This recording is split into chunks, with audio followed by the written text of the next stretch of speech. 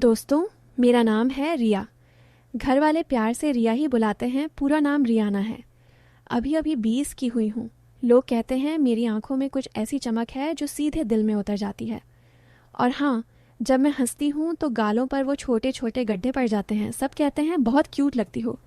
मैं ज़्यादातर साड़ी या अनारकली पहनती हूँ घर पर बाहर जाते वक्त कुर्ती जीन्स या लेगिंग्स टॉप। कपड़े ऐसे चिपके हुए कि मम्मी कहती हैं, रिया थोड़ा ढीला कुछ पहन लिया कर, सब देख रहे हैं। मैं बस मुस्कुरा के टाल देती हूँ। हमारे मोहल्ले में मेरे मामा जी रहते हैं। मम्मी के बड़े भाई नाम है अजय मामा। उम्र करीब 44 की होगी, पर फिटनेस इतनी कि 30 से 32 के लगते हैं।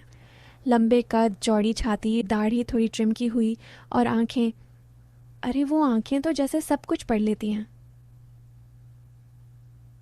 इस बार दिवाली की छुट्टियों में मैं अकेले गई थी गांव। पापा मम्मी को शहर में कुछ काम आ गया था। मामा जी ने फ़ोन पर कहा था, रिया बेटा अकेले मत आना, मैं गाड़ी भेज दूंगा। मैंने मना कर दिया। बोली, मामा जी अब मैं बड़ी हो गई हूँ, ट्रेन से आ जाऊंगी। वो हंसे और बोले, बड़ी हो गई है? अच्छा, फिर देखते हैं कितनी बड़ी हुई है। ट्रेन से उतरी तो मामा जी खुद स्टेशन पर थे, काले कुर्ते पजामे में, हाथ में चाबियां घुमाते हुए। मुझे देखते ही बोले, अरे वाह रिया, शहर ने तो तुझे और भी खूबसूरत बना दिया। उनकी नज़र मेरे चेहरे से नीचे सरकती हुई मेरी कमर तक रुकी। मैंने दुपट्टा ठीक किया और शर्मा के बोली, मामा जी चलिए ना, ठंड लग रही है। वो मुस्कुराए, हाँ चल, घर में गर्माहट है। घर पहुंची तो मामी नहीं थी, उनके गांव में किसी रिश्तेदार के यहाँ गई थी। सिर्फ मामा जी और मैं। घर पुराना है, बड़ा आंगन, पीछे नारियल का बाग। मामा जी बोले, रिया तू ऊपर वाले कमरे में सोना, मैं नीचे रह लूँगा। मैंने हाँ कहा। सामान रखा, नहाने चली गई। नहा के निकली तो सिर्फ सलवार कमीज पहनी थी, बाल गीले गीले। मामा जी चाय बना रहे थे। मुझे देखते ही चाय का कप हाथ से लगभग गिरते गिरते बचा। बोले, रिया तू तो गीले बालों में मतलब कुछ और ही लग रही है। मैं शर्मा के बोली, मामा जी आप भी ना। रात को खाना साथ खाया। वो बार बार मेरी तरफ देख रहे थे।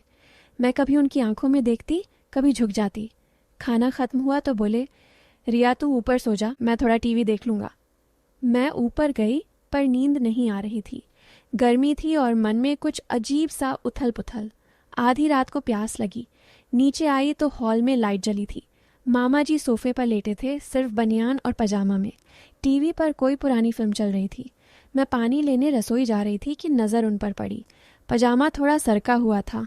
मैं रुक गई। वो शायद सो रहे थे। चुपके से पानी पी के वापस जा रही थी कि मेरे पैर की थपकी हुई। मामा जी की आंख खुल गई। उठे और बोले, रिया नींद नहीं आई?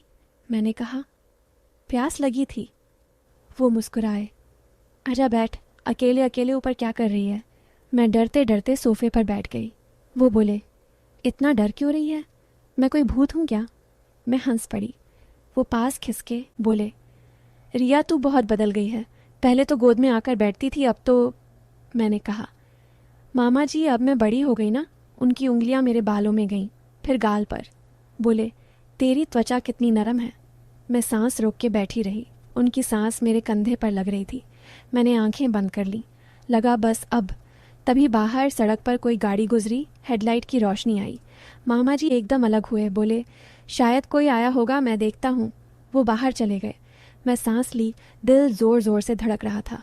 ऊपर भाग आई और बिस्तर में छिप गई। सारी रात नींद नहीं आई। सुबह उठी तो मामा जी नहा चुके थे। मुझे देखते ही बोले, सोई अच्छे? मैंने सर झुका लिया। वो बोले, चल नाश्ता कर, आज तुझे कुछ दिखाना है। नाश्ते के बाद बोले, रिया चल पुराने तालाब के पास, वहाँ बहुत सुंदर जगह है, बचपन में हम सब वहाँ खेलते थे। हम निकले। रास्ते में वो मेरे साथ चल रहे थे, कभी कंधे पर हाथ, कभी कमर पर हल्का स्पर्श। मैं चुप थी। तालाब के पास पहुँचे। चारों तरफ हरी भरी घास। एक पेड़ के नीचे बैठ गए। मामा जी बोले, रिया यहाँ आकर मुझे तेरी मम्मी की याद आती है, वो भी तेरी तरह ही थी। मैंने पूछा, सच में? वो बोले, हाँ, और तेरी तरह ही खूबसूरत।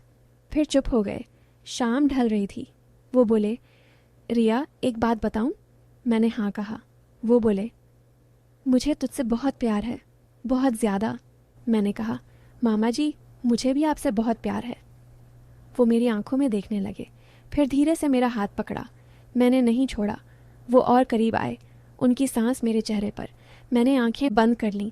लगा अब सच में। तभी उनका फ़ोन बजा। मामी का कॉल था। वो उठे, दूर जाकर बात की, लौटे तो बोले, चल रिया, घर चलें, मामी कल आ रही हैं। रास्ते में चुप रहे। घर पहुंचते पहुंचते रात हो गई। अगले दिन मामी आ गई। उसके बाद सब नॉर्मल। मैं 1 हफ्ता और रुकी। मामा जी अब थोड़े दूर दूर रहने लगे। कभी आंख मिलती तो बस मुस्कुरा देते। फिर मैं शहर लौट आई।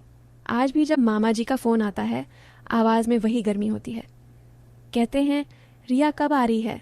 मैं हंस के कहती हूँ, जल्दी मामा जी। और मन ही मन सोचती हूँ कि उस दिन तालाब के पास अगर फ़ोन ना आता तो क्या होता। पर सच कहूँ, मुझे राहत है कि कुछ नहीं हुआ, क्योंकि मामा जी का प्यार मेरे लिए पिता जैसा है, दोस्त जैसा है। हाँ, कभी कभी थोड़ा कुछ और भी लगता है, पर वो कुछ और कभी हुआ नहीं, और शायद कभी होना भी नहीं चाहिए। बस इतनी सी कहानी है मेरी। ना कुछ हुआ, ना होने दिया, पर दिल में एक हल्की सी उलझन आज भी है, शायद हमेशा रहेगी। दोस्तों, कैसी लगी ये कहानी? और भी ऐसी ही कहानियाँ सुनने के लिए चैनल सब्सक्राइब कर लीजिए। अपना ख्याल रखिएगा।